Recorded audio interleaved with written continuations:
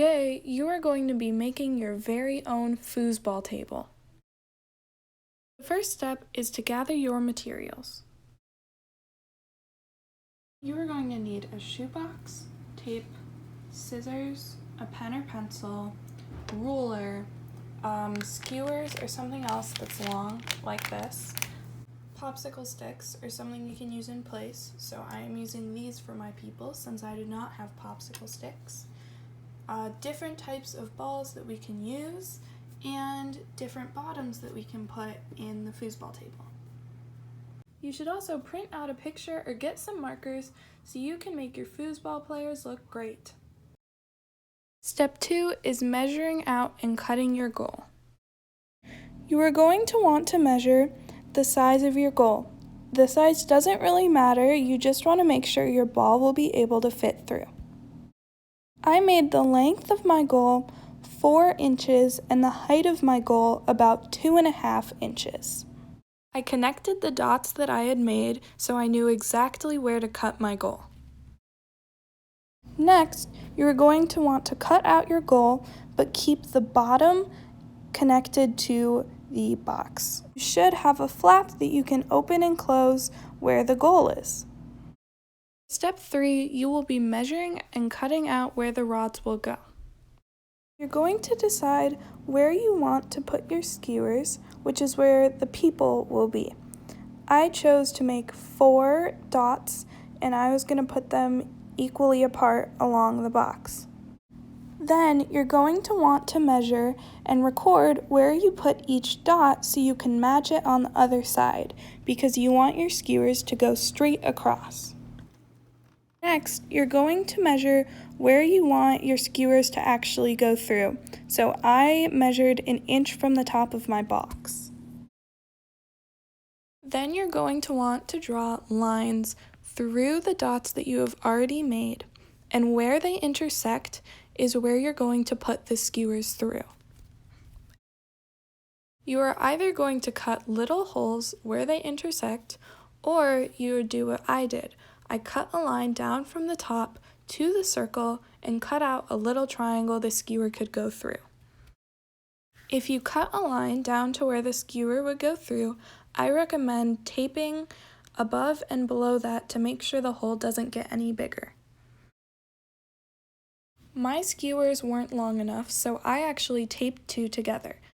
If your skewers are long enough that they go at least 1 inch past the box on either side, you can skip this step.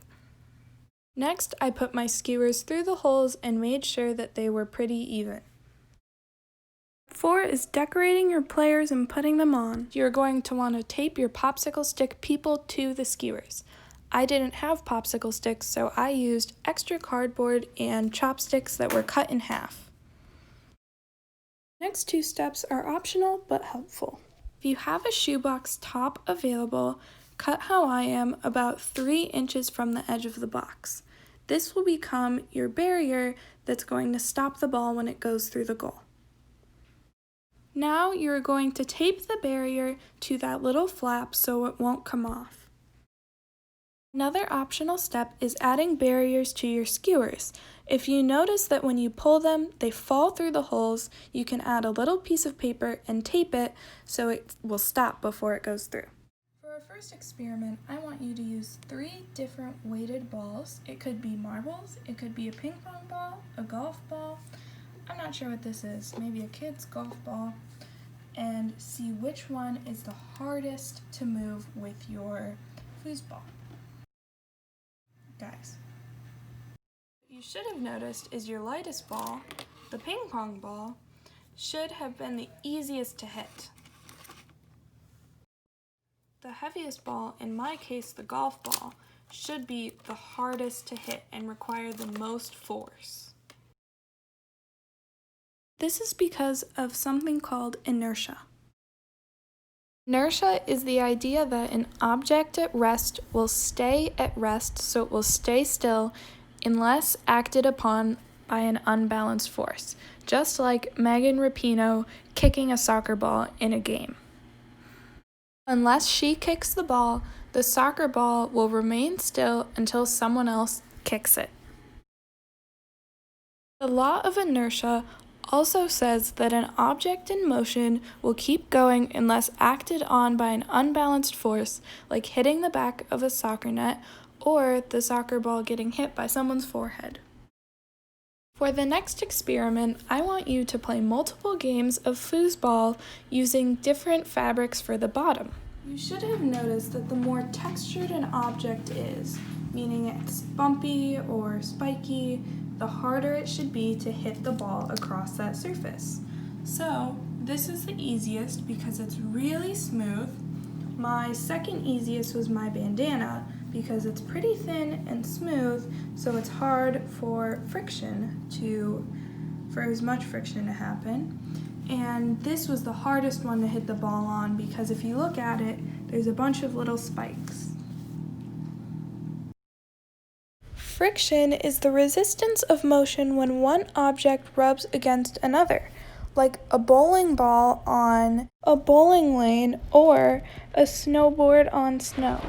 Rougher surfaces have more friction, which makes it harder to move something across. That's why it was harder to move the ball when it was on a fabric with a lot of bumps. Now go have fun with your new foosball table. See you next week.